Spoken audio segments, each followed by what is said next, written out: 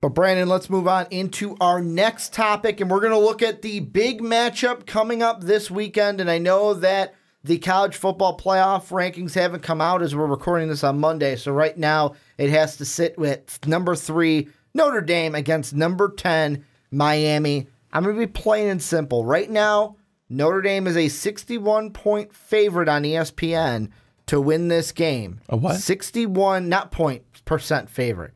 61% favorite. 61-point favorite. I saw. Holy God! I saw your eyes get big. I meant percent. 60.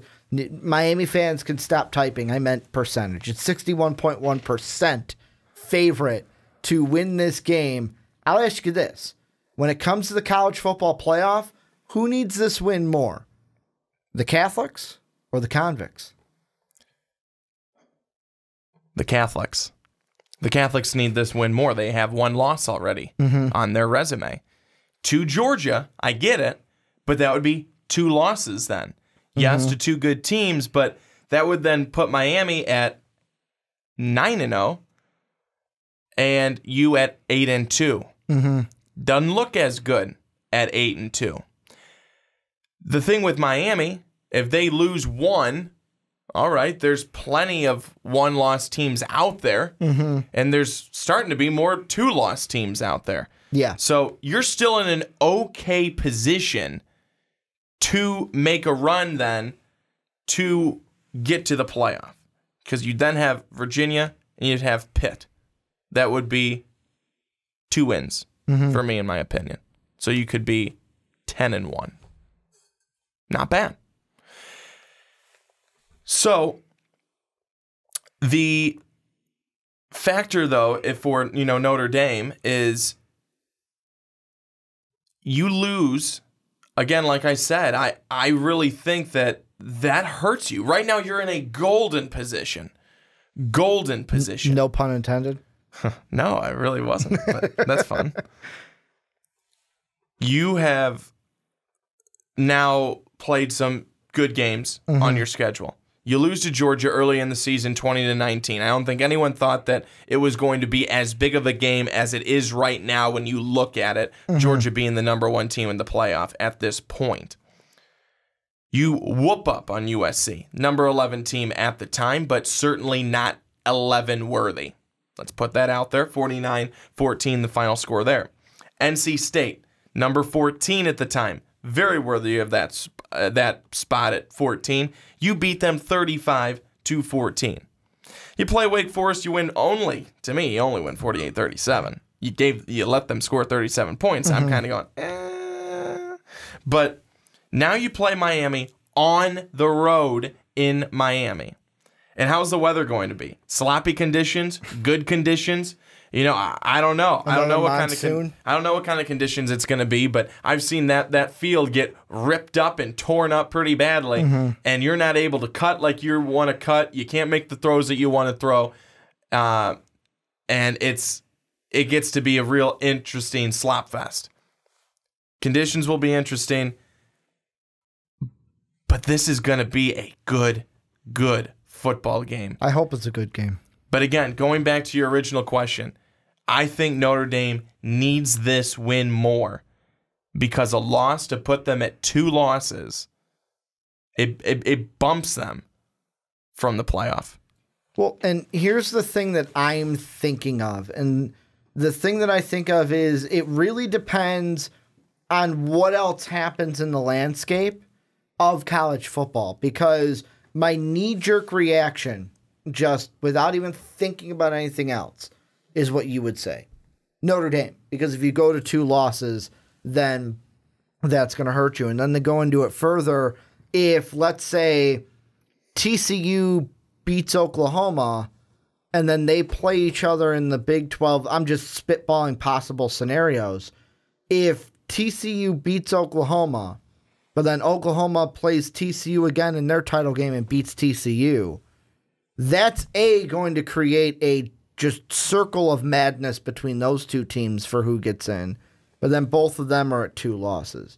If Ohio State, let's be honest, Ohio State or Michigan State win the Big Ten title, that's a Big Ten title team with 2 losses.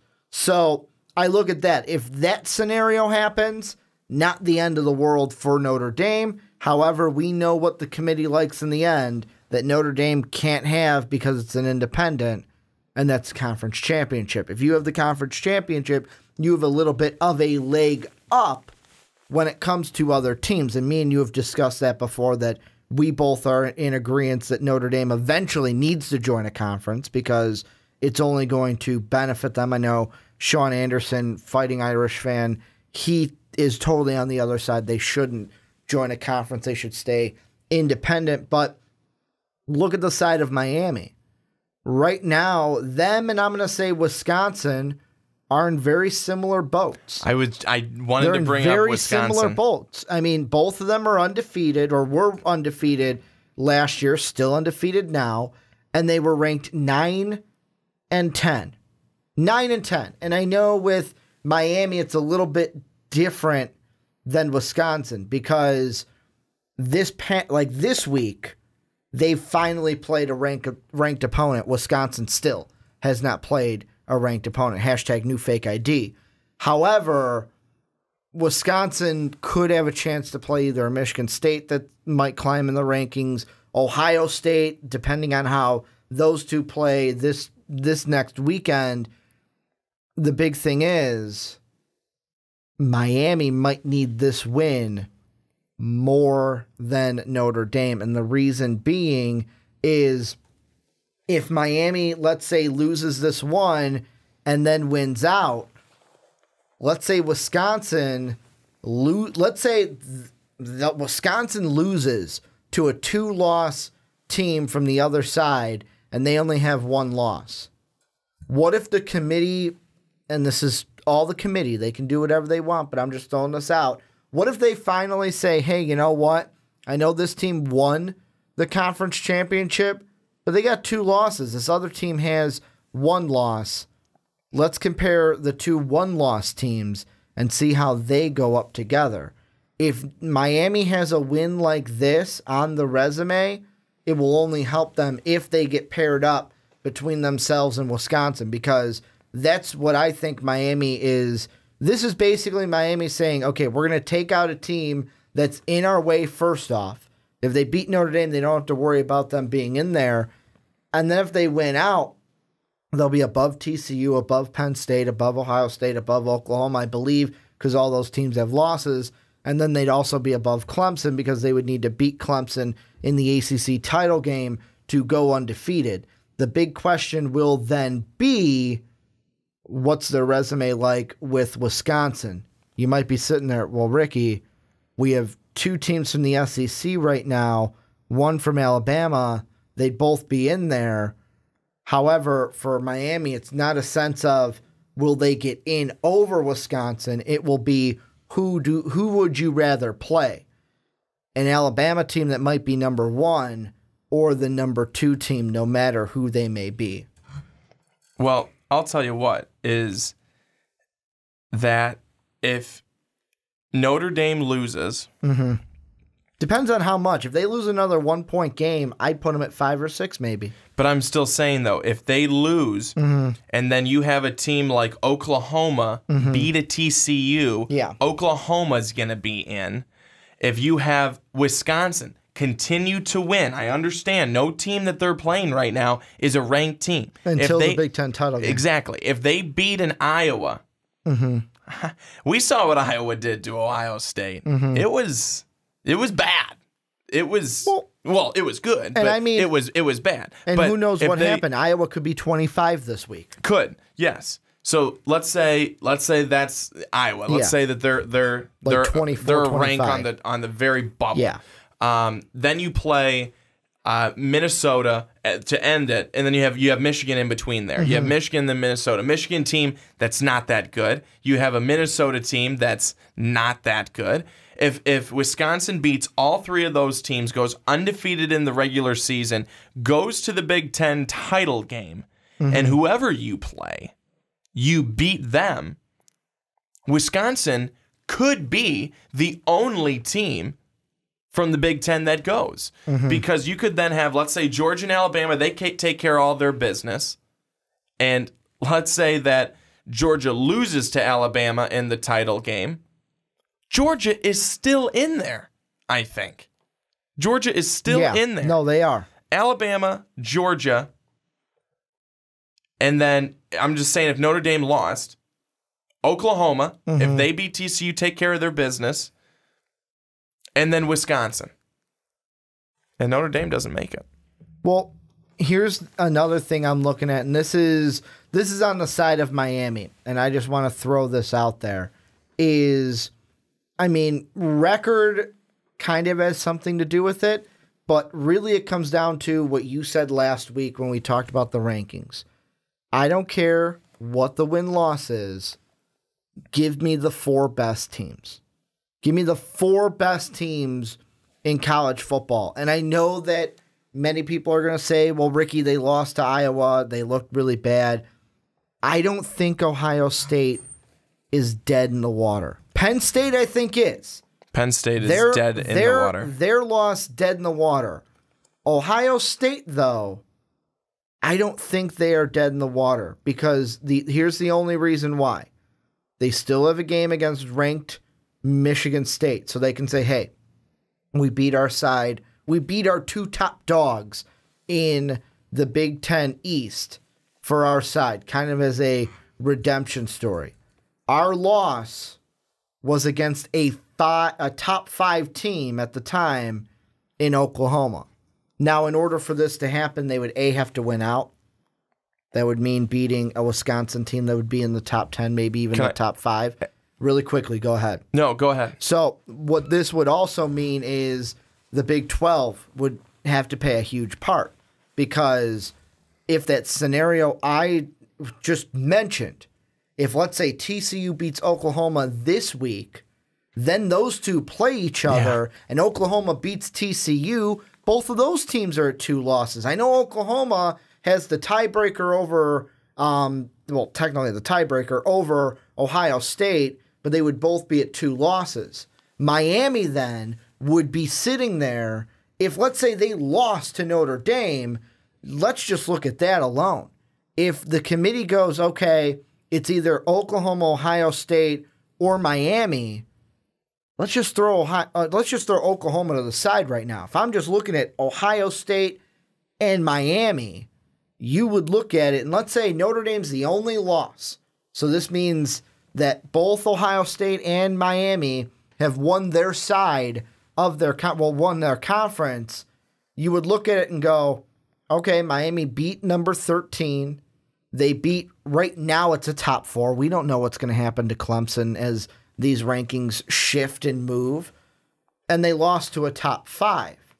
Where you look at Ohio State, they would beat, right now it's 24, but Michigan State could rise to a late teens and be a kind of in there, the teen area, so similar to a Virginia Tech win.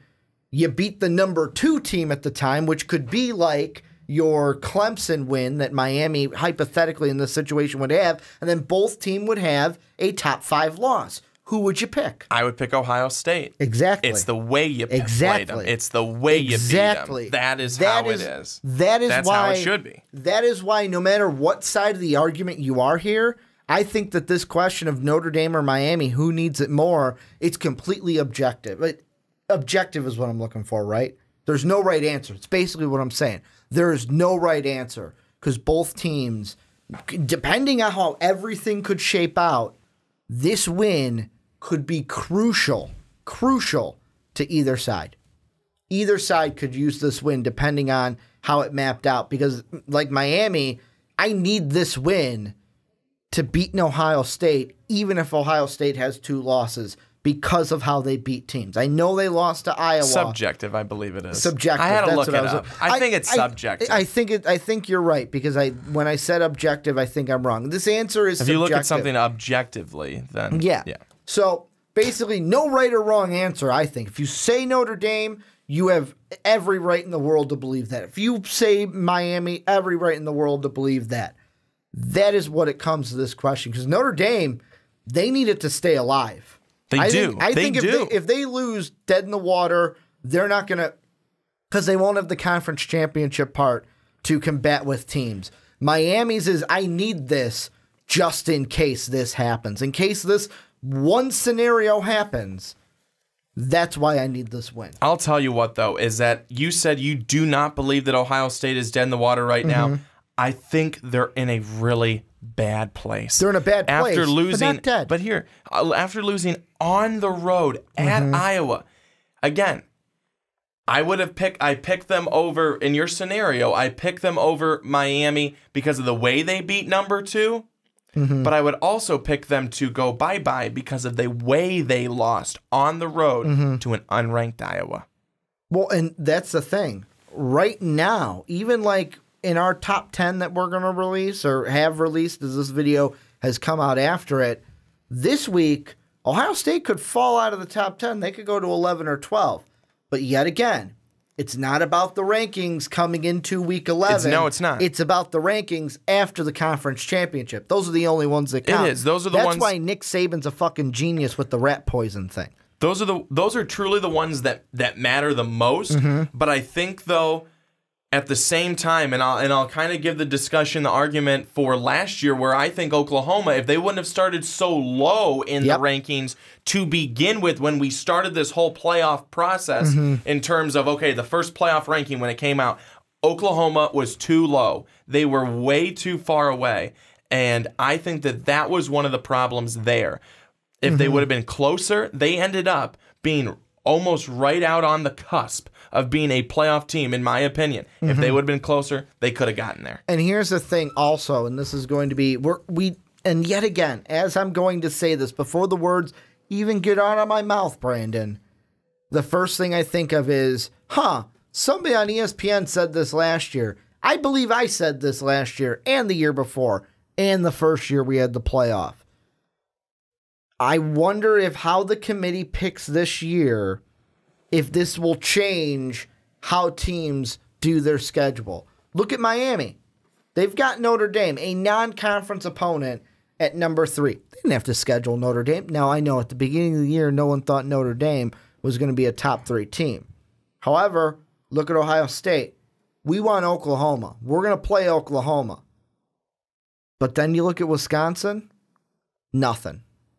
No top 5 team, no ranked team. So I wonder if the committee in the end, let's say even if Miami loses this game to Notre Dame, if any of these teams, Miami, Ohio State, or Oklahoma, are paired up against Wisconsin, if the committee goes, yeah, but these teams went out of the conference and played someone that was a quality opponent where you didn't. Yeah, I have to say, looking at Wisconsin's schedule, truly, I mean, looking at their schedule from the beginning where they play Cupcake and Cupcake 2, and then Cupcake 3, and then they get into their regular, I mean, there was nothing. You're at USU, FAU, and BYU.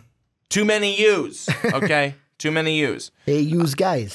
But then you go into your regular your conference, and the competition's just not there.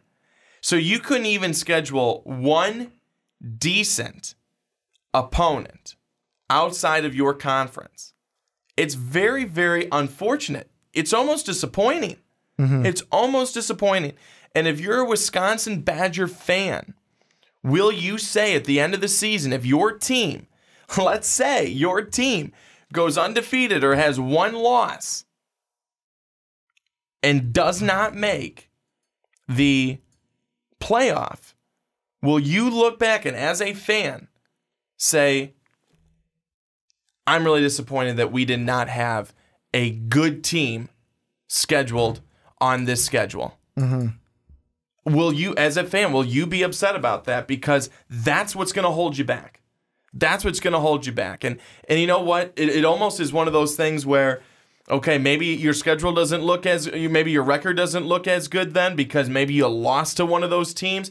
But if you were competitive against them, I mean, look at where Notre Dame is right now. If they were able to win out right now, I think that they're going to continue to remain a playoff team. Their one loss would then be a 1-point loss to Georgia. So if Wisconsin could have had somebody else with some level of competition that was at their level or higher on their schedule, they played them. They either beat them, they played them well, they played them close. that still has you as an opportunity and a possibility to be a playoff team if you can take care of everything else on your schedule. It is disappointing, though, when a team does not put those types of games on their schedule. Well, it's really disappointing because at the end of the day, all you're doing is hurting yourself, because a cupcake season is nice for your record, but if you don't make it to the playoff and there's no chance of bringing home the hardware and all you're going to is a fun bowl game, well, I mean, how much really does that matter? Well, and the one thing that you said that I totally believe is if Notre Dame loses this game to Miami, I don't believe Notre Dame fans look back at this game and go, oh, what if we would have had that? They're going to look back at that Georgia game and go, if only we could have gotten out of there with a win, we would have been in the playoff. Or this would have happened, that would have happened. They're not going to look at this game. They will look back to that Georgia game and look at that one and go, that's the team we should have had. This should have been our only loss. Georgia should have been a win. But I want to dish it on to you guys now. Tell us down below, first off, who needs to win more? Notre Dame, Miami, why do you think so? Then let us know about all the other college football playoff stuff. I know this because we went all around then too. This is going to come out after the rankings. We're obviously recording this on Monday like we usually do. Let us know what you guys think, because the scenarios can change and will change as we get from now to the start of the college football playoff. Let us know what you guys think down below in the comment section.